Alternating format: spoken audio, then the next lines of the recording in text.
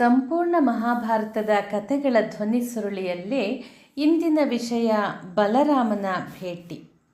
ಬಹು ಸಂತಸದಿಂದ ಸುಯೋಧನನು ಬಲರಾಮನ ಅರಮನೆಗೆ ಬಂದು ನಡೆಯಲಿರುವ ಮಹಾಯುದ್ಧದಲ್ಲಿ ಸಹಕರಿಸಲು ನಿವೇದಿಸಿಕೊಂಡನು. ಬಲರಾಮನು ಕೌರವನನ್ನು ಉದ್ದೇಶಿಸಿ, ಅಯ್ಯ, ನಿನ್ನಲ್ಲಿ ನನಗೆ ಮಮತೆ ಇದೆ. ನಿನ್ನನ್ನು ನೋಡಿದಾಗಲೆಲ್ಲ ಅನುಕಂಪ ಮೂಡುತ್ತದೆ. ಆದರೆ ನಾನು ಕೃಷ್ಣನನ್ನು ಬಿಟ್ಟು ಇರುವವನಲ್ಲ. ಹಣ್ಣಿನಲ್ಲಿ ಸಿಪ್ಪೆ ಮತ್ತು ಅದರ ಒಳಬೀಜ ಹೇಗೆ ಜೊತೆಯಲ್ಲಿ ಬೆಳೆಯುವುದೋ ಹಾಗೆಯೇ ನಾವಿರುವರು ಸಂಗಡ ಬೆಳೆದವರು. ನಮ್ಮ ಸೈನ್ಯವನ್ನು ಮಾತ್ರ ನೀನು ಈಗ ಒಯ್ಯಬಹುದು. ನಾನು ಬರುವಂತಿಲ್ಲ. ನೀನು ಸ್ವತಃ ಶಕ್ತಿವಂತ, ಸತ್ಕುಲ ಪ್ರಸೂತನು ಮತ್ತು ವೀರ ಕ್ಷತ್ರಿಯನಾಗಿರುವೆ. ಕ್ಷಾತ್ರ ತೇಜಸ್ಸಿನಿಂದ ಕಾದಾಡು ಎಂದನು. ಅನಂತರ ಕೌರವನು ಕೃತವರ್ಮನನ್ನು ಸಂಧಿಸಿದನು. ಕೃತವರ್ಮನು ಯುದ್ಧದಲ್ಲಿ ಭಾಗಿಯಾಗುತ್ತೇನೆ ಮತ್ತು ಅಕ್ಷೋಹಿಣಿ ಸೈನ್ಯದ ಸಂಗಡ ಸಹಕರಿಸುತ್ತೇನೆ ಎಂದು ವಾಗ್ದಾನ ಮಾಡಿದನು. ಮುಂದಿನ ವಿಷಯ, ಕತ್ತಿಯನ್ನು ಬಿಸುಟು ವರೆಯನ್ನು ಸ್ವೀಕರಿಸಿದೆಯಾ? ಇತ್ತ ಶ್ರೀಕೃಷ್ಣನು ಅರ್ಜುನನನ್ನು ಕೆಣಕಲು ಪ್ರಯತ್ನಿಸಿದನು. ಅರ್ಜುನ, ಎಂತಹ ಹುಚ್ಚು ವ್ಯವಹಾರಕ್ಕಿಳಿದೆ? ಪಳಗಿದ ಯದು ಸಮರವೀರರನ್ನು ನಿರಾಕರಿಸಿದೆ. ಖಡ್ಗವನ್ನು ಸ್ವೀಕರಿಸುವೆಯಾ ಅಥವಾ ಒರೆಯನ್ನು ಬಯಸುವೆಯಾ ಎಂದು ಹೆಡ್ಡನೋರ್ವನನ್ನು ಪ್ರಶ್ನಿಸಿದಾಗ ಆತನು ಒರೆಯನ್ನು ಒಪ್ಪಿದನಂತೆ. ಅದರಂತೆ ನೀನು ಬುದ್ಧಿಶೂನ್ಯತೆಯನ್ನು ಇಲ್ಲಿ ಪ್ರದರ್ಶಿಸಿದೆ. ವೀರಾಧಿವೀರರಿರುವ ಅಕ್ಷೋಹಿಣಿ ಸೈನ್ಯವನ್ನು ಬಿಟ್ಟು ಬರಿಗೈಯಿಂದ ಸಂಗರ ಕಣದಲ್ಲಿ ಪ್ರೇಕ್ಷಕನಂತೆ ಇರುವ ನನ್ನನ್ನು ಯಾಕೆ ಆರಿಸಿದೆ? ಕೃಷ್ಣ, ನಿನ್ನ ವಿನೋದ ನನಗೆ ವೇದ್ಯವಿದೆ. ನಾವೆಲ್ಲರೂ ನಿನಗೆ ಆಯುಧಗಳು.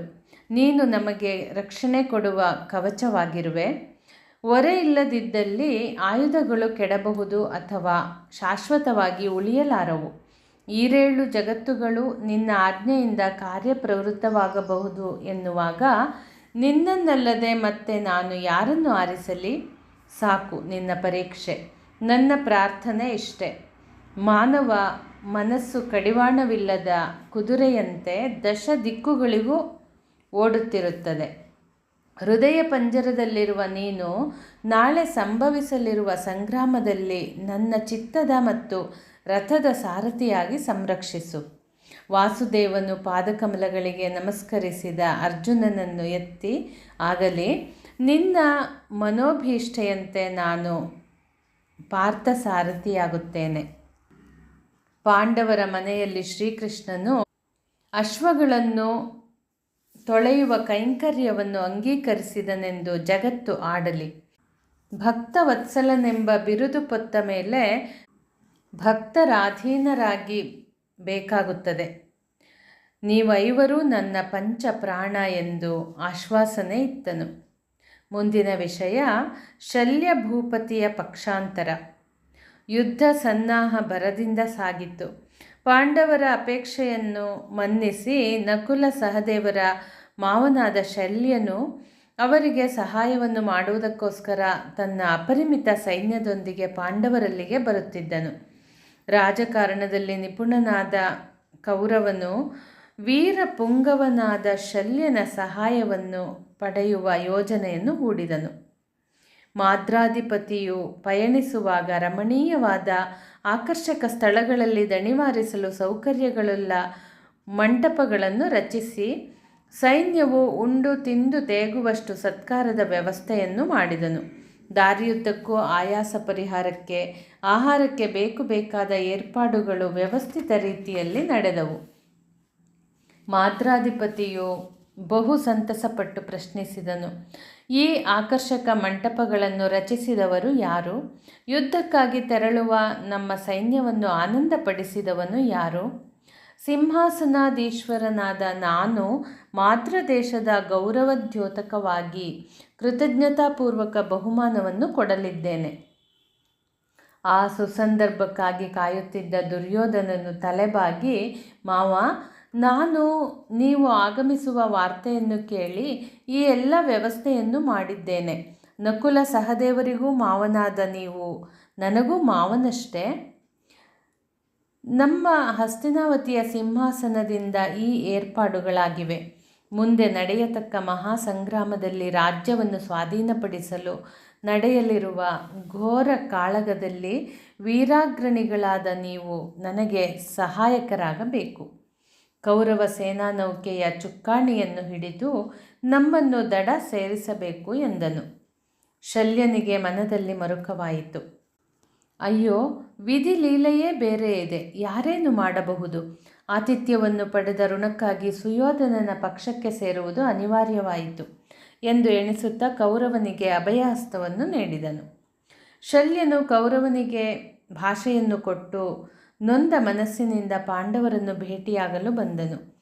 ಉಪಪ್ಲಾವ್ಯ ನಗರದಲ್ಲಿದ್ದ ಅವರ ಜೊತೆ ಉಭಯ ಕುಶಲೋಪರಿ ಸಂಭಾಷಣೆಯಾದ ತರುವಾಯ ಯುದ್ಧ ಕಾತುರನಾಗಿ ಬರುವಾಗ ಕೌರವನ ಆತಿಥ್ಯ ಆದರದಿಂದಾಗಿ ಸಂಭವಿಸಿದ ತನ್ನ ಅಸಹಾಯಕತೆಯನ್ನು ಪಾಂಡವರಲ್ಲಿ ಬಯಲುಗೊಳಿಸಿದನು.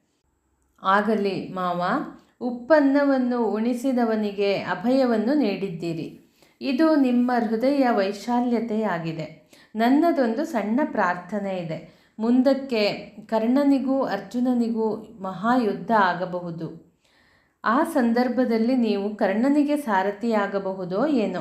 ಸಾರಥ್ಯದಲ್ಲಿ ನಿಮ್ಮನ್ನು ಮತ್ತು ವಾಸುದೇವನನ್ನು ಮೀರಿಸುವವರಿಲ್ಲ. ಆ ಸಂಗರ ಒದಗಿ ಬಂದರೆ ನೀವು ಕರ್ಣನ ಸಾರಥಿಯಾಗಿ ಅವನನ್ನು ತೆಗಳಿ ತೇಜೋವಧೆ ಮಾಡಬೇಕು. ಈ ಕಿರು ಉಪಕಾರವನ್ನಾದರೂ ನಮ್ಮ ಮೇಲೆ ಮಮತೆ ಇಟ್ಟು ಮಾಡಿರಿ ಎಂದನು. ಆ ಬಗ್ಗೆ ನೀನು ಚಿಂತಿಸಬೇಡ. ಕರ್ಣನ ಕೆಚ್ಚನ್ನು ಮುರಿಯುವುದಕ್ಕೆ ನನ್ನ ಪ್ರಯತ್ನ ಮಾಡುತ್ತೇನೆ. ನನಗೆ ದ್ರೌಪದಿಯ ವಸ್ತ್ರಾಪಹರಣದಲ್ಲಿ ಅವನು ಪ್ರದರ್ಶಿಸಿದ ದುಷ್ಟತನದ ಅರಿವಿದೆ. ಕರ್ಣನ ಕಠೋರ ವಾಕ್ಯಗಳು ಇಂದಿಗೂ ನನ್ನ ಕಿವಿಯಲ್ಲಿ ಮರುಧ್ವನಿಸುತ್ತಿವೆ. ಆ ರೀತಿಯಲ್ಲಿ ನಿನಗೆ ಸಹಕರಿಸುತ್ತೇನೆ. ಕಷ್ಟ ದೇವತೆಗಳಿಗೂ ತಪ್ಪಿದ್ದಲ್ಲ. ಸಾಕ್ಷಾತ್ ದೇವೇಂದ್ರನೂ ಆ ಶಚೀದೇವಿಯು ಕಷ್ಟ ಕಾರ್ಪಣ್ಯದಿಂದ ಹಿಂದೆ ನರಳಿದ್ದರು. ಮುಂದಿನ ವಿಷಯ ವೃತ್ರಾಸುರ ವಧೆ. ಪೂರ್ವದಲ್ಲಿ ತ್ವಷ್ಟ್ರ ಪ್ರಜಾಪತಿಯು ಇಂದ್ರನಲ್ಲಿ ಹಗೆತನದಿಂದ ತ್ರಿಶಿರಸನೆಂಬ ಮಗನನ್ನು ಸ್ವರ್ಗಾಧಿಪತಿಯಾಗಿ ಮಾಡುವ ಉದ್ದೇಶದಿಂದ ಪಡೆದನು. ಆತನು ಇಂದ್ರ ಸಿಂಹಾಸನವನ್ನು ಆಕ್ರಮಿಸಲು ಘೋರ ತಪಸ್ಸನ್ನು ಉಪಕ್ರಮಿಸಿದನು. ದೇವೇಂದ್ರನ ಆಜ್ಞೆ ಪ್ರಕಾರ ನಾಗಲೋಕದ ಅಪ್ಸರೆಯರು ಅವನ ತಪಸ್ಸನ್ನು ಕೆಡಿಸಲು ಪ್ರಯತ್ನಿಸಿದರು. ಆದರೆ ತ್ರಿಶಿರಸನ ಏಕಾಗ್ರತೆ ಕಡಿಮೆಯಾಗಲಿಲ್ಲ. ಕೋಪದಿಂದ ಸುರರ ಅಧಿಪತಿಯು ಅವನನ್ನು ಕೊಂದನು. ಇದನ್ನು ಕಂಡ ತ್ವಷ್ಟ್ರನು ಕೋಪೋದ್ರಿಕ್ತನಾದನು. ಮತ್ತೊಬ್ಬ ಪ್ರಬಲನಾದ ವೃತ್ರ ಎಂಬ ಮಗನನ್ನು ಪಡೆದನು. ವೃತ್ರನೊಂದಿಗೆ ಇಂದ್ರನ ಕಾಳಗವು ನಡೆದು ಸುರರೊಡೆಯನು ಸೋಲನ್ನೊಪ್ಪಿದನು. ಆದರೆ ದೇವೇಂದ್ರನು ಸಮಯ ಕಾಯುತ್ತಿದ್ದು ವೈರಿಯು ಸಮುದ್ರ ತೀರದಲ್ಲಿದ್ದಾಗ ಅವನ ವಧೆ ಮಾಡಿದನು. ಅವರಿಬ್ಬರ ಹತ್ಯೆಯಿಂದಾಗಿ ಇಂದ್ರನಿಗೆ ಬ್ರಹ್ಮಹತ್ಯಾ ದೋಷ ತಗುಲಿತು. ಆತನು ಅಧಿಕಾರ ಲಾಲಸೆಯಿಂದ ಮಾಡಿದ ಪಾಪಕ್ಕೆ ನಾಚಿಕೆಪಟ್ಟು ಸ್ವರ್ಗವನ್ನು ಬಿಟ್ಟು ಹೋದನು.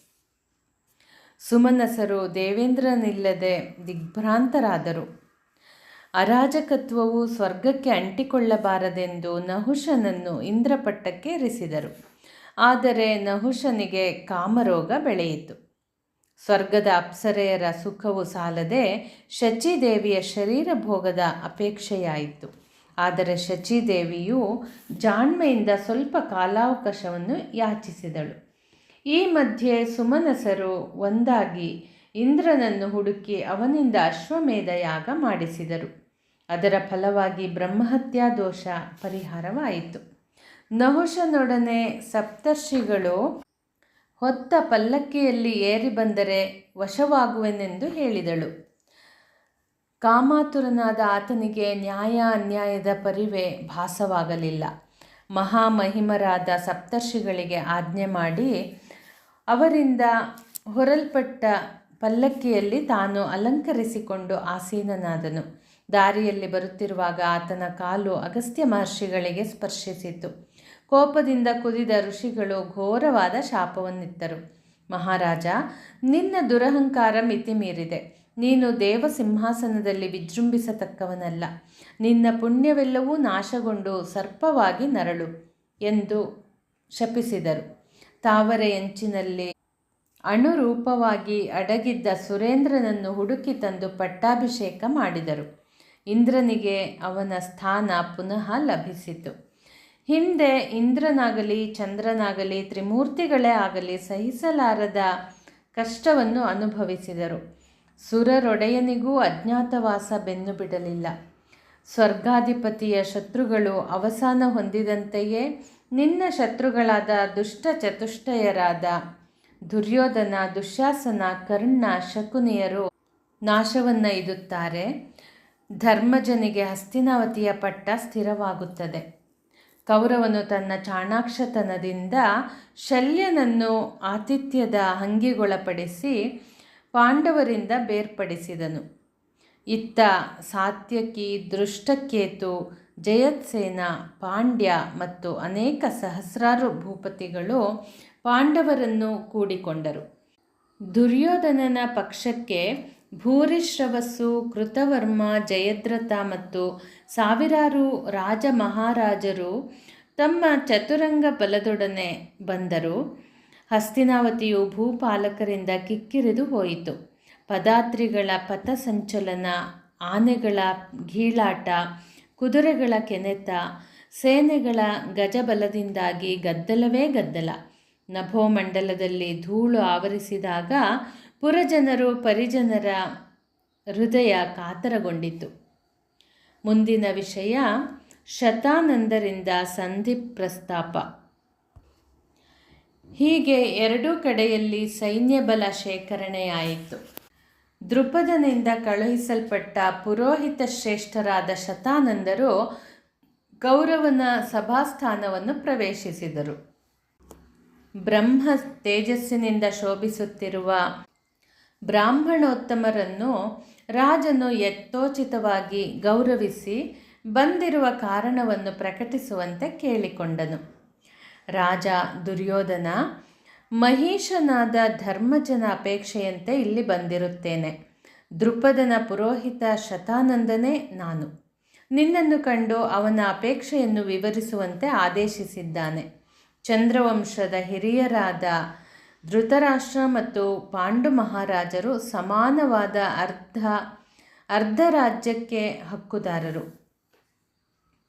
ಆಚಾರ್ಯ ಭೀಷ್ಮರಿಂದ ಧರ್ಮಜನಿಗೆ ರಾಜ್ಯವು ಕೊಡಿಸಲ್ಪಟ್ಟರೂ ದುರದೃಷ್ಟವಶಾತ್ ದ್ಯೂತಮುಖೇನ ಕಳೆದುಕೊಂಡನು.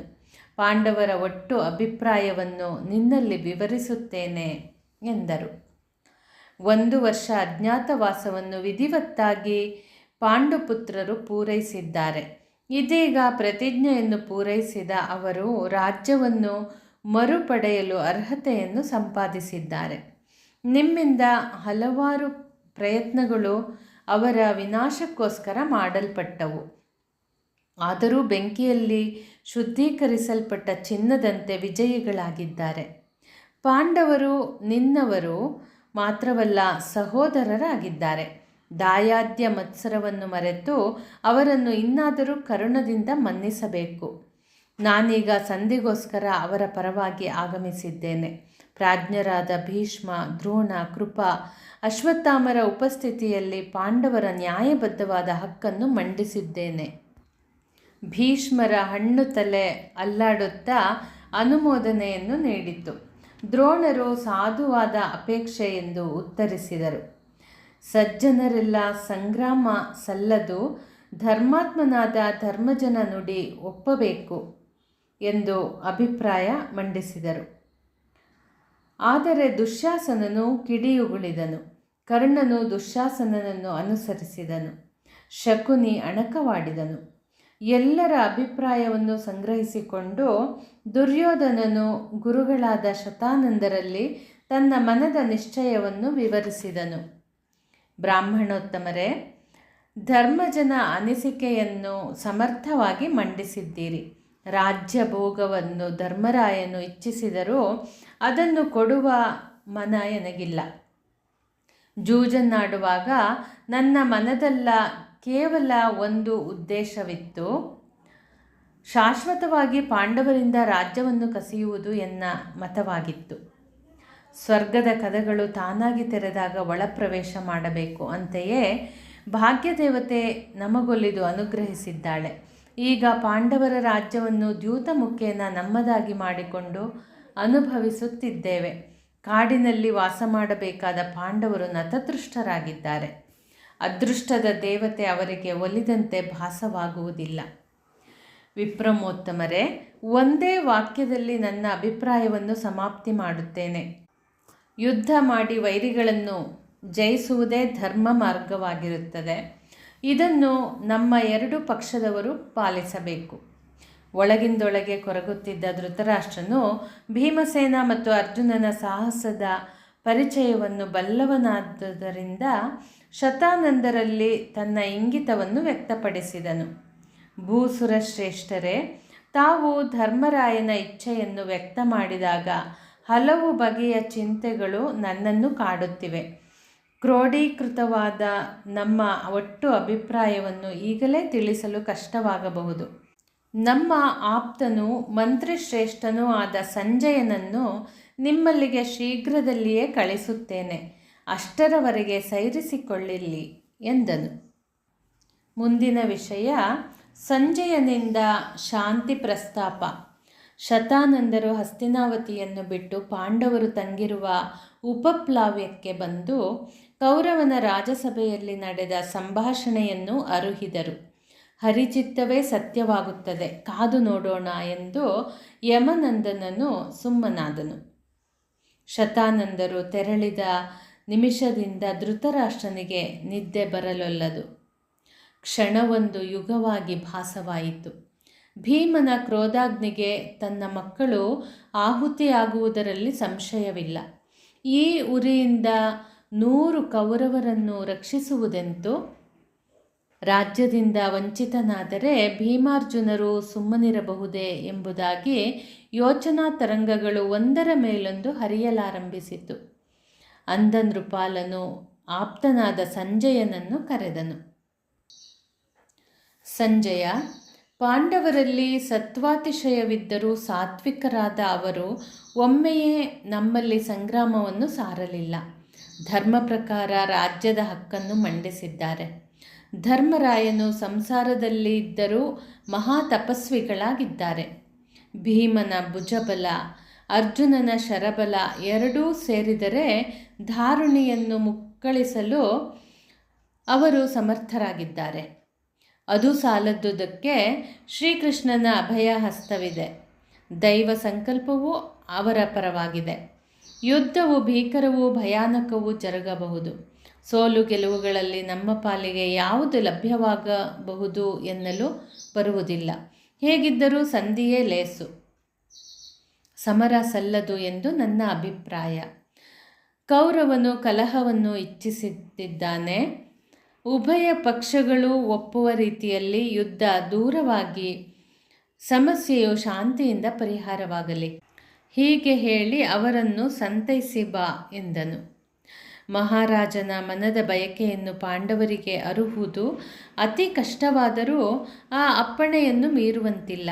ಸಂಜಯನು ಹಸ್ತಿನಾವತಿಯಿಂದ ತೆರಳಿ ಪ್ರಾಜ್ಞನೂ ಗುಣವಂತನೂ ಆದ ಪಾಂಡುಪುತ್ರನಿದ್ದ ಉಪಪ್ಲಾವ್ಯ ನಗರವನ್ನು ತಲುಪಿದನು. ಕೌರವನ ಕಡೆಯಿಂದ ಬಂದ ಸಂಜಯನನ್ನು ಧರ್ಮಜನು ಪ್ರೀತಿಯಿಂದ ಸ್ವಾಗತಿಸಿ ಗುರು ಹಿರಿಯರ ಮತ್ತು ಪ್ರಜಾಜನರ ಕ್ಷೇಮ ಸಮಾಚಾರವನ್ನು ವಿಚಾರಿಸಿದನು. ಸಂಜಯ, ನಮ್ಮ ಪಾಲಿನ ರಾಜ್ಯವನ್ನು ಕಪಟ ದ್ಯೂತದ ಮೂಲಕ ಸೆಳೆದುಕೊಂಡು ಭೂಮೋಹಲೋಲನಾದ ಕೌರವನು ಸುಖಿಯಾಗಿರುವನೇ? ಅವನ ತಮ್ಮಂದಿರು, ತಂಗಿ, ಮಾವ, ಭಾವ, ಮೈದುನಂದಿರು ಸುಖಿಗಳೇ ಎಂದು ಕೇಳಿದನು. ಅಷ್ಟರಲ್ಲಿ ಭೀಮನು ಕೋಪದಿಂದ ತನ್ನ ಮುಖವನ್ನು ತಿರುಗಿ ಗುಡುಗಿದ. ಅಯ್ಯ ಸಂಜಯ, ನಿರಪರಾಧಿಯಾದ ದ್ರೌಪದಿಯನ್ನು ವಿವಸ್ತ್ರಗೊಳಿಸಲು ಯತ್ನಿಸಿರುವುದು ಮಾತ್ರವಲ್ಲದೆ ಆಕೆಯನ್ನು ತನ್ನ ತೊಡೆಯೇರಲು ಆಜ್ಞಾಪಿಸಿದ ಆ ದುಷ್ಟನ ತೊಡೆಗಳು ಕ್ಷೇಮವಾಗಿದೆಯೇ? ನಮ್ಮ ಐವರ ಮಡದಿಯನ್ನು ಸಭೆಗೆ ಎಳೆದು ನೀಚನಾಗಿ ವರ್ತಿಸಿದ ದುಶ್ಯಾಸನನು ಇನ್ನೂ ಜೀವವಿದ್ದಾನಷ್ಟೇ. ಅರ್ಜುನನು ತನ್ನ ವೀರವಾಣಿಯಿಂದ ಗರ್ಜಿಸಿದ. ನಮ್ಮ ಇರವನ್ನು ಪತ್ತೆ ಹಚ್ಚಲು ಮುಂದಾದ ಕರ್ಣಾದ್ಯರು ತಮ್ಮ ಮುಖಕ್ಕೆ ಮಸಿ ಬಳಿದುಕೊಂಡು ಮೈಕೈಗಳಿಗೆ ಗಾಯವನ್ನು ಮಾಡಿಕೊಂಡು ನೆತ್ತರು ಸುರಿಸಿಕೊಂಡರು. ಆ ಗಾಯಗಳು ಈಗ ವಾಸಿಯಾಗಿವೆಯೇ? ಅವರು ತಮ್ಮ ಸುಟ್ಟ ಮುಖವನ್ನು ಎತ್ತಲು ಶಕ್ತರಾಗಿರುವವರೇ? ಇನ್ನು ಉಳಿದಿರುವ ದ್ರೌಪದಿ, ನಕುಲ, ಸಹದೇವರು ಕೂಡ ಬಹಳ ಕಠಿಣವಾಗಿ ಪ್ರಶ್ನಿಸಿದರು. ಪರಮ ಪತಿವ್ರತೆ ದ್ರೌಪದಿಯು ಸಂಜಯ ದೇವ, ಲಲನೆಯರನ್ನು ಕೂಡಿಕೊಂಡು ಭಾವ ದುರ್ಯೋಧನನು ನಾವಿದ್ದ ವನಪ್ರದೇಶಕ್ಕೆ ಬಂದು ಜಲಕೇಳಿಯಲ್ಲಿ ತೊಡಗಿ ಚಿತ್ರಸೇನನಿಂದ ಬಂಧಿಸಲ್ಪಟ್ಟನಷ್ಟೇ. ಅವನ ಶರೀರ ಬಿಗಿಯಾಗಿ ಕಟ್ಟಲ್ಪಟ್ಟಿದ್ದರೂ ಈಗ ಆ ದೇಹದ ನೋವು ಕಮ್ಮಿಯಾಗಿರಬಹುದು ತಾನೇ? ಅಥವಾ ಆ ನೋವಿನಿಂದ ಇನ್ನೂ ನರಳಿ ಸತ್ತಿಲ್ಲವಷ್ಟೇ? ಸಂಜಯನು ಮುಖ ತಗ್ಗಿಸಿಕೊಂಡು ತನ್ನವರು ಮಾಡಿದ ತಪ್ಪಿಗೆ ಮರುಗಿದನು. ಮುಖವನ್ನು ಎತ್ತಿ, ಅಯ್ಯ, ನಾನು ಮಹಾರಾಜನಿಂದ ಸಂಧಿ ಸಂದೇಶವನ್ನು ತಂದಿದ್ದೇನೆ. ಹಿಂದೆ ಆಗಿ ಹೋದ ದುರ್ಘಟನೆಯಿಂದಾಗಿ ಗತಲೋಚನನ ಮನ ನೊಂದಿದೆ. ಶಾಂತಿಯಿಂದ ಪರಿಹಾರ ಮಾರ್ಗ ಸಾಧ್ಯ ಎನ್ನುವುದು ಅವನ ಅಭಿಪ್ರಾಯವಾಗಿದೆ. ಅದಕ್ಕೆ ಭೀಷ್ಮಾದಿಗಳು ಸಹಮತವನ್ನು ವ್ಯಕ್ತಪಡಿಸಿದ್ದಾರೆ. ದುರ್ಯೋಧನನಿಗೆ ಈ ನುಡಿಗಳು ಎಲ್ಲಿಯವರೆಗೆ ಸಮ್ಮತವೋ ಎನ್ನಲು ಅಸಾಧ್ಯ. ಅರಿಗಳು ಯಾವ ವಿಧದಿಂದಲಾದರೂ ಒಮ್ಮೆ ಸೋತರೆ ಕ್ಷಾತ್ರೇಯ ಪಂಥಕ್ಕೆ ಅನುಗುಣವಾಗಿ ಯುದ್ಧ ಕ್ಷೇತ್ರದಲ್ಲಿ ಸಂಗ್ರಾಮ ಮಾಡುವುದು ಧರ್ಮವಿಹಿತವಾಗಿದೆ. ಆದರೆ ಚಂದ್ರವಂಶ ಚಕ್ರಾಧಿಪತಿಗೆ ಶಾಂತಿಯು ಒಪ್ಪಿಗೆ ಇದೆ ಎಂದನು. ದುರ್ಯೋಧನನ ಮನೋನಿಶ್ಚಯವನ್ನು ಆಲಿಸಿ ಭೀಮನು ಕನಲಿ ಗದೆಯನ್ನು ಭುಜದಂಡಕ್ಕೇರಿಸಿ, ಸಂಜಯ, ನಾನು ಯಮನಾಲಯದಲ್ಲಿ ಧೃತರಾಷ್ಟ್ರ ಕುಮಾರರಿಗೆ ಧಾನ್ಯಗಳನ್ನು ನಿರ್ಮಿಸುತ್ತೇನೆ. ಮಡದಿ ಮಕ್ಕಳಿಗೆ ವಿಷಪ್ರಾಶನ ಮಾಡಿಸುತ್ತೇನೆ. ಅವನು ಕದನರಂಗವನ್ನು ಪ್ರವೇಶಿಸಲಿ ಎಂದು ಕನಲಿದನು. 3 ಲೋಕದ ವೀರನಾದ ಅರ್ಜುನನು, ಸಂಜಯ, ನಾನು ಜೂಜಿನ ಸಭೆಯಲ್ಲಿ ನಡೆದ ಸಂಭಾಷಣೆಯನ್ನು ಚೆನ್ನಾಗಿ ನೆನಪಿನಲ್ಲಿ ಇರಿಸಿಕೊಂಡಿದ್ದೇನೆ. ನಾನಾಡಿದ ಪ್ರತಿಯೊಂದು ವೀರವಾಣಿಯನ್ನು ಮರೆಯದೆ ತೀರಿಸುವೆನು ಎಂದನು. ನಕುಲ ಸಹದೇವರು ಹೊಳೆಯುವ ಕಠಾರಿಯಿಂದ ಅರಿಬಲವನ್ನು ಸವರುತ್ತೇವೆ ಎಂದರು.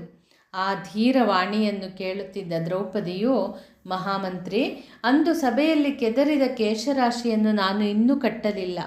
ಆದಷ್ಟು ಬೇಗ ತುರುಬನ್ನು ಕಟ್ಟಲು ಅವಕಾಶ ಒದಗಿಸುವಂತೆ ಹೇಳು. ಪಾಂಡವ ಪಕ್ಷದ ವೀರ ಘೋಷಣೆಗಳಾದ ಮೇಲೆ ಶ್ರೀಕೃಷ್ಣನು ತನ್ನ ಅಭಿಪ್ರಾಯವನ್ನು ಮುಂದಿಟ್ಟನು. ಪಾಂಡವರು ಧರ್ಮಾತ್ಮರಾಗಿದ್ದಾರೆ. ಅನವರತವೂ ಕಷ್ಟ ಕಾರ್ಪಣ್ಯಗಳನ್ನುಂಡ ಅವರು ಇನ್ನಾದರೂ ಸುಖವಾಗಿ ಬದುಕಬೇಕು. ನೆಮ್ಮದಿಯ ಬಾಳನ್ನು ಅನುಭವಿಸುವಂತಾಗಬೇಕು. ಕೌರವನಿಂದಾಗಿ ಪಾಂಡವರಿಗೆ ರಾಜ್ಯ ವಂಚಿಸಲ್ಪಟ್ಟಿದೆ. ನ್ಯಾಯೋಚಿತವಾದ ಹಕ್ಕು ನಿರಾಕರಿಸಲ್ಪಟ್ಟರೆ ಯುದ್ಧವಲ್ಲದೆ ವಿಧಿಯಿಲ್ಲ. ಮನುಷ್ಯನಾದವನಿಗೆ ಕರ್ತವ್ಯವು ಮುಖ್ಯವಾಗಿದೆ. ಕ್ಷತ್ರಿಯನಾದವನು ಅನ್ಯಾಯವಾಗುತ್ತಿದ್ದಾಗ ಕರಗಳನ್ನು ಕಟ್ಟಿ ಸುಮ್ಮನಿದ್ದರೆ ಅವನಿಗೆ ಕರ್ತವ್ಯ ಲೋಪದ ದೋಷ ಬರುತ್ತದೆ. ಕೌರವರು ಕುಹಿಕೆಗಳಾದರೂ ಸಾಧು ಮಾರ್ಗದಲ್ಲಿ ಪ್ರಯತ್ನ ನಡೆಯಬೇಕು ಎನ್ನುವ ಕಾರಣದಿಂದ ನಮ್ಮಿಂದ ಕಳುಹಿಸಲ್ಪಟ್ಟ ಪುರೋಹಿತರಾದ ಶತಾನಂದರು ಕೌರವನ ಸಭೆಯಲ್ಲಿ ಪಾಂಡವರ ಕೇಳಿಕೆಯನ್ನು ಮಂಡಿಸಿದ್ದಾರೆ. ಆದರೆ ಇಲ್ಲಿ ಆದ ಪ್ರತಿಕ್ರಿಯೆ ನಮಗೆ ನಿರುತ್ಸಾಹವನ್ನು ತಂದಿದೆ. ಕ್ರೂರ ವರ್ತನೆಯುಳ್ಳ ಅರಸನೋರ್ವನು ಪರರ ಭೂಮಿ ಕಬಳಿಸಲು ಯತ್ನಿಸಿದರೆ ಸಂಗರ ಅನಿವಾರ್ಯವಾಗುತ್ತದೆ. ವಿವಿಧ ಮಂತ್ರಾಸ್ತ್ರಗಳು, ದಿವ್ಯಾಸ್ತ್ರಗಳು, ಬಿಲ್ಲು, ಬತ್ತಳಿಕೆ, ಕವಚ, ಗುರಾಣಿ, ಚತುರಂಗ ಹುಟ್ಟಿಕೊಂಡಿರುವುದು ಕದನಕ್ಕಾದರೂ ಶಸ್ತ್ರಾಸ್ತ್ರಗಳು ಪರಪೀಡನಾರ್ಥವಾಗಿ ಉಪಯೋಗಿಸಲ್ಪಡಬಾರದು. ಪರರ ಸೊತ್ತನ್ನು ರಾಜನಾದವನು ಅಪಹರಿಸಿದಾಗ ಶಿಕ್ಷಿಸುವುದು ಕ್ಷಾತ್ರೇಯ ವರ್ಣಧರ್ಮವಾಗಿದೆ. ಪಾಂಡುಸುತರು ಪಟ್ಟ ಬವಣೆ ಅಷ್ಟಿಷ್ಟಲ್ಲ. ಭೀಷ್ಮಾದಿ ಅತಿರಥರು ಆಸೀನರಾಗಿದ್ದ ಮಹಾಸಭೆಯಲ್ಲಿ ನೆನೆಸಲಸದಳವಾದ ಕ್ರೌರ್ಯವು ಮಹಾಪತಿವ್ರತೆ ದ್ರೌಪದಿಯ ಮೇಲೆ ನಡೆಸಲ್ಪಟ್ಟಿತು. ಮೈದುನನಾದ ದುಶ್ಯಾಸನನು ಆಕೆಯ ಸೀರೆಯನ್ನು ಸೆಳೆದನು. ಎಂಜಲನ್ನವನ್ನು ಬಯಸುವ ಕರ್ಣನು ಆಕೆಗೆ ಆಡಿದ ನಿಷ್ಠುರ ವಚನಗಳನ್ನು ಕೇಳಿದಾಗ ಕಿವಿಗೆ ಕಾದ ಸೀಸವನ್ನು ಹೊಯ್ದಂತಾಯಿತು. ಧರ್ಮದ ನೆರಳಿನಡಿಯಲ್ಲಿ ಬದುಕಬೇಕು ಎನ್ನುವ ಒಂದೇ ಒಂದು ಕಾರಣಕ್ಕಾಗಿ ದುರ್ಯೋಧನನ ದೌಷ್ಟ್ರ್ಯದ ದಳ್ಳುರಿಯನ್ನು ಸಹಿಸಿಕೊಂಡು ಪಾಂಡವರು ತೆಪ್ಪಗಾಗಿದ್ದಾರೆ.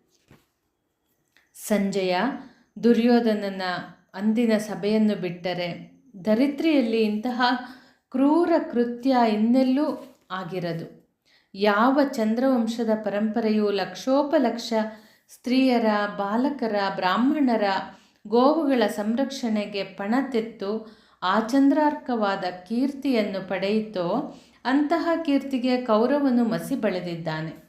ಸಹಿಸಲಸದಳವಾದ ಅನ್ಯಾಯವಾದರೂ ತಣ್ಣೀರನ್ನಾದರೂ ತಣಿಸಿ ಕುಡಿಯುವ ಪ್ರವೃತ್ತಿಯುಳ್ಳ ಯಮನಂದನನು ಸುಮ್ಮನಿದ್ದಾನೆ. ಯುಧಿಷ್ಠಿರನ ಮುಷ್ಟಿಯಷ್ಟು ಗಾತ್ರದ ಹೃದಯದಲ್ಲಿ ಸಹಸ್ರಾರು ಯೋಜನ ಉದ್ದಗಲದ ತಾಳ್ಮೆಯ ಸಾಮ್ರಾಜ್ಯವಿರುವುದನ್ನು ಅರ್ಥ ಮಾಡಿಕೊಳ್ಳಲಾರದೆ ಹೋದ ಅವಿವೇಕಿಯು ಕೌರವನಾಗಿದ್ದಾನೆ. ಹೀಗಿರುವಾಗ ಸಂಧಿ ಹೇಗೆ ಶಕ್ಯ? ಹಾಗಿದ್ದರೂ ಕೊನೆಯ ಪ್ರಯತ್ನ ನಮ್ಮದಾಗಲೇಬೇಕು. ಸ್ನೇಹ ಸೂತ್ರದ ವಸಗೆಯನ್ನು ಹೊತ್ತ ಹಸ್ತಿನಾವತಿ ಆಸ್ಥಾನಕ್ಕೆ ನಾನು ಬರುತ್ತೇನೆ. ಅದನ್ನು ಸ್ವೀಕರಿಸುವ ಕರ್ತವ್ಯ ಕೌರವನದ್ದಾಗಿರುತ್ತದೆ. ಅಲ್ಲಿಯೂ ಆತನು ತಪ್ಪಿ ಬಿದ್ದನಾದರೆ ಆ ತಲೆಶೂಲೆಯನ್ನು ಸಹಿಸಲಾರದೆ ಭೀಮಾರ್ಜುನರು ಕೌರವ ಅಡವಿಯನ್ನು ಸುಟ್ಟು ಭಸ್ಮೀಭೂತವಾಗಿ ಮಾಡಬಹುದು. ಸಂಜಯ, ಇಷ್ಟನ್ನು ಹೇಳುತ್ತಿರುವಾಗ ನನ್ನಲ್ಲಿ ಸಣ್ಣದೊಂದು ಮರುಕ ಉಮ್ಮಳಿಸುತ್ತದೆ. ಆ ದಾವಾಗ್ನಿಯಲ್ಲಿ ಸಜ್ಜನರೆಂಬ ಹಲವು ಗಂಧದ ಮರಗಳು ಸುಟ್ಟು ಹೋಗುವಾಗ ಆ ಪಾಪರಾಶಿಯನ್ನು ಕೌರವನು ತಾಳಲಾರದೆ ಕುಸಿದು ಬೀಳಬಹುದು. ಆಗ ಆತನು ಧರಿತ್ರಿಗೊರಗಿ ಪಶ್ಚಾತ್ತಾಪಪಟ್ಟರೆ ಕಾಯುವವರು ಯಾರು? ಬುದ್ಧಿವಂತನಾದವನು ಕಾರ್ಯ ಮಿಂಚಿ ಹೋಗುವುದರೊಳಗಾಗಿ ಪ್ರಯತ್ನಿಸಬೇಕು. ಅವನು ವಿವೇಕಿಯಾಗಿ ಬಾಳುವಂತೆ ಸೂಚಿಸುತ್ತಿದ್ದೇನೆ. ಮೊನ್ನೆ ಚಿತ್ರಸೇನ ಗಂಧರ್ವನು ಕೌರವನನ್ನು ಬಂಧಿಸಿದ ಘಟನೆಯಿಂದಲಾದರೂ ಆತನು ಪಾಠ ಕಲಿಯಲಿ.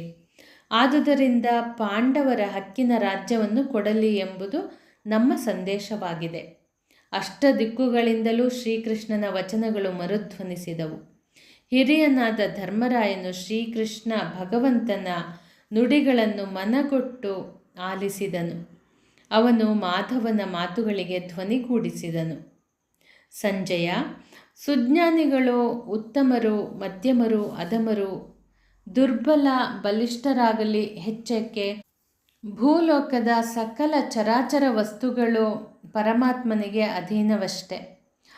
ಮೂಕನನ್ನು ಮಾತನಾಡಿಸಬಲ್ಲ ಹೆಳವನನ್ನು ಪರ್ವತದಷ್ಟು ಎತ್ತರಕ್ಕೆ ಹಾರಿಸಬಲ್ಲ ದಿವ್ಯ ಶಕ್ತಿ ಆ ಪರಾತ್ಪರ ಮೂರ್ತಿಗೆ ಸೀಮಿತವಾಗಿದೆ. ಅಂತಹ ಪರಮಾತ್ಮನ ಅವತಾರವಾದ ಶ್ರೀಹರಿಯ ನುಡಿಗಳು ನಿನಗೆ ಮನದಟ್ಟಾಯಿತಷ್ಟೇ. ಇಲ್ಲಿಂದ ನೀನು ಹಸ್ತಿನಾವತಿಗೆ ತೆರಳಿ ದೊಡ್ಡಪ್ಪ ಭೂಪತಿಗೆ ನನ್ನ ನಮನಗಳನ್ನು ಮತ್ತು ಕುಶಲವನ್ನು ಅರುಹು. ಸಭೆಯಲ್ಲಿ ಬಂಧು ಮಿತ್ರರು, ವಿದ್ವಜ್ಜನರು ಸೇರಿದಾಗ ನಮ್ಮ ಈ ಅಭಿಪ್ರಾಯವನ್ನು ಚಕ್ರವರ್ತಿಗಳ ಮುಂದೆ ಮಂಡಿಸು. ಅತಿ ಆಸೆಯಿಂದ ಕೂಡಿದವನಿಗೆ ಭೂಮಂಡಲವೇ ದೊರಕಿದರೂ ತೃಪ್ತಿಯಾಗುವುದಿಲ್ಲ. ಕೂಡಿ ಬದುಕುವ ಇಚ್ಛೆ ನಮ್ಮದು. ಪಾಂಡವ ಕೌರವರು ಗಂಡ ಬೇರುಂಡ ಪಕ್ಷಿಯ ಎರಡು ಮುಖಗಳ ಹಾಗೆ ಜೀವಿಸಬೇಕು. ತೇಲುವುದಾಗಲಿ ಮುಳುಗುವುದಾಗಲಿ ಜೊತೆಯಲ್ಲಿಯೇ ಆಗಲಿ. ಕೌರವರು ಪ್ರಾಜ್ಞರಂತೆ ವರ್ತಿಸಲಿ. ಸಂಜಯ, ಭೀಷ್ಮ ಪಿತಾಮಹರಿಗೆ ನಮ್ಮೆಲ್ಲರ ಪ್ರಣಾಮಗಳನ್ನು ತಿಳಿಸು. ನಮ್ಮ ಪಿತಾಮಹರು ಮುಳುಗಿ ಹೋಗಲಿದ್ದ ಶಂತನು ವಂಶವನ್ನು ಬದುಕಿಸಿದ್ದಾರೆ. ಚಂದ್ರವಂಶವು ವೃದ್ಧಿಯಾಗಬೇಕಾದ ಈ ಮಹಾಕಾರ್ಯದಲ್ಲಿ ಅವರು ಸಹಕರಿಸಲಿ. ದುರ್ಯೋಧನಾದಿಗಳನ್ನು ಸತ್ಪಥದಲ್ಲಿ ನಡೆಯುವಂತೆ ಗುರುತ್ರಯರಿಂದ ಮಾರ್ಗದರ್ಶನವಾಗಲಿ. ಯುದ್ಧವನ್ನು ಸರ್ವಥಾ ತ್ಯಜಿಸುವಂತೆ ಪ್ರಯತ್ನಿಸಲು ವಿದುರನಿಗೆ ಅರುಹು.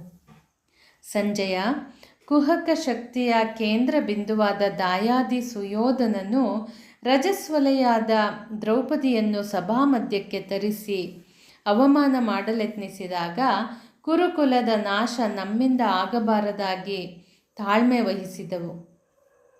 ಜೀವಂತ ಶವದಂತೆ ನಟಿಸಿದೆವು. ನಾಡನ್ನು ಬಿಟ್ಟು ಕಾಡನ್ನು ಸೇರುವಾಗ ಮೋಸದ ದ್ಯೂತ ಎಂಬ ಅರಿವಿದ್ದರೂ ತಣ್ಣಗಾಗಿದ್ದೆವು.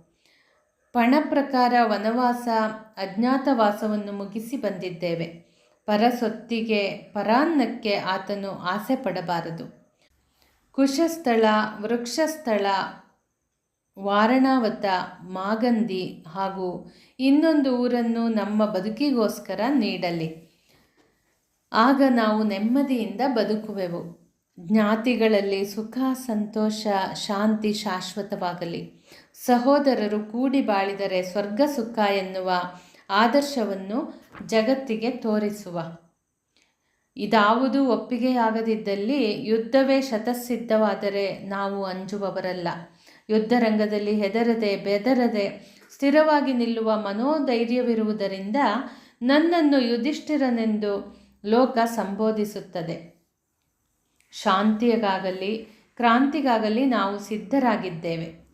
ದುರ್ಯೋಧನನು ದುರ್ಲೋಭದಿಂದ ರಾಜ್ಯಭ್ರಾಂತನಾಗದಿರಲಿ. ಹೆಚ್ಚೇನೂ ಹೇಳಲಾರೆ. ಈ ವಿಚಾರದಲ್ಲಿ ಇನ್ನೂ ಮಾತನಾಡುವುದಿದ್ದರೆ ನಮ್ಮೆಲ್ಲರ ದೇವರಾದ ಶ್ರೀಕೃಷ್ಣನು ಹಸ್ತಿನಾವತಿಗೆ ರಾಯಭಾರವನ್ನು ವಹಿಸಿ ಬರುತ್ತಾನೆ. ಖಡ್ಗವಾಗಲಿ ನೀತಿಯಾಗಲಿ ಒಡೆಯ ಲಕ್ಷ್ಮೀರಮಣನು ನಿಮ್ಮಲ್ಲಿಗೆ ಚಿತ್ತೈಸಿ ನಿಶ್ಚಯಿಸಲಿರುವನು. ಅವನ ಅಂತಿಮ ನಿರ್ಧಾರವೇ ಪಾಂಡುಕುಮಾರರ ನಿರ್ಧಾರ.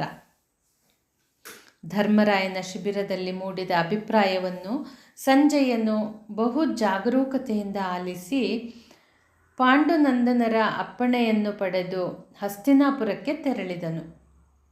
ಶೀಘ್ರವಾಗಿ ರಾಜ ಧೃತರಾಷ್ಟ್ರನ ಅರಮನೆಯನ್ನು ಸೇರಿ ಭೂಪತಿಗೆ ಪ್ರಣಾಮವನ್ನು ಮಾಡಿ ಪಾಂಡವರ ಯೋಗಕ್ಷೇಮವನ್ನು ಬಿತ್ತರಿಸಿದನು. ಚಂದ್ರವಂಶದ ದೊರೆಯೇ, ನಿನ್ನ ಅಪ್ಪಣೆಯಂತೆ ಪಾಂಡವರನ್ನು ಭೇಟಿಯಾದೆನು. ಸರ್ವಲೋಕ ರಕ್ಷಕನಾದ ಮುರಾರಿಯ ದರ್ಶನವಾಯಿತು. ತುಂಬಿದ ಸಭೆಯಲ್ಲಿ ಪ್ರತಿಯೊಬ್ಬರೂ ತಮ್ಮ ತಮ್ಮ ಅಭಿಪ್ರಾಯವನ್ನು ಮುಂದಿರಿಸಿದರು. ಕಟ್ಟಕಡೆಗೆ ದೇವಮಂದಿರಕ್ಕೆ ಶಿಖರದಂತಿರುವ ಧರ್ಮಜನು ತನ್ನ ಚಿತ್ತದ ಅನಿಸಿಕೆಗಳನ್ನು ವಿಸ್ತರಿಸಿದನು. ಈ ಜಗತ್ತಿನ ಚರಾಚರ ಜೀವಿಗಳು ದೇವನಾಡಿಸುವ ಬೊಂಬೆಗಳಾಗಿವೆ. ಅಧರ್ಮಯುತವಾದ ಸುಖ ಸೌಲಭ್ಯಗಳು, ಭೋಗ ಭಾಗ್ಯಗಳನ್ನು ಪಾಂಡವರು ಎಂದಿಗೂ ಒಪ್ಪಲಾರರು. ಹಾವಾಡಿಗನ ಜೋಳಿಗೆಯಲ್ಲಿ ಎಷ್ಟು ವಿಷಕಾರುವ ಸರ್ಪಗಳಿದ್ದರೂ ಆತನು ಅವುಗಳಿಗೆ ಹೇಗೆ ಹೆದರುವುದಿಲ್ಲವೋ ಅಂತೆಯೇ ಲೌಕಿಕ ವಿಷಯ ಭೋಗಕ್ಕೆ ಧರ್ಮಜನು ದುರಾಸೆ ಪಡುವವನಲ್ಲ. ಆ ಪುಣ್ಯಾತ್ಮನು ಪೊರೆ ಬಿಟ್ಟ ಸರ್ಪದಂತೆ ಶೋಭಿಸುತ್ತಿದ್ದಾನೆ. ನಿನ್ನ ರಾಜಕಾರಣವು ಧರ್ಮದ ವಿರುದ್ಧವಾಗಿದೆ. ಸ್ಥಾನಮಾನವುಳ್ಳವನಿಗೆ ಹೊಗಳಿಕೆಗಳು ತೆಗಳಿಕೆಗಳು ತಾವೆಸಗಿದ ಕೃತ್ಯಗಳಿಗನುಸಾರವಾಗಿ ಬರುತ್ತಿರುತ್ತವೆ. ಧರ್ಮಾಧರ್ಮದ ವಿವೇಕವಿದ್ದರೂ ಪುತ್ರ ವ್ಯಾಮೋಹದಿಂದ ನಿನ್ನ ಉತ್ತಮ ನಡವಳಿಕೆಗಳು ಕ್ಷಯಿಸಿವೆ. ಸಜ್ಜನರಾದ ಪಾಂಡವರಲ್ಲಿ ವೈರ ಸರಿಯೇ? ಅಂತ್ಯದಲ್ಲಿ ಇದು ಪ್ರಜಾನಾಶಕ್ಕೆ ಕಾರಣವಾದೀತು. ಹಂಸವು ಬುದ್ಧಿಜೀವಿಯಲ್ಲದಿದ್ದರೂ ನೀರನ್ನು ಮತ್ತು ಹಾಲನ್ನು ಬೇರೆ ಮಾಡಲು ಶಕ್ತವಾಗಿವೆ.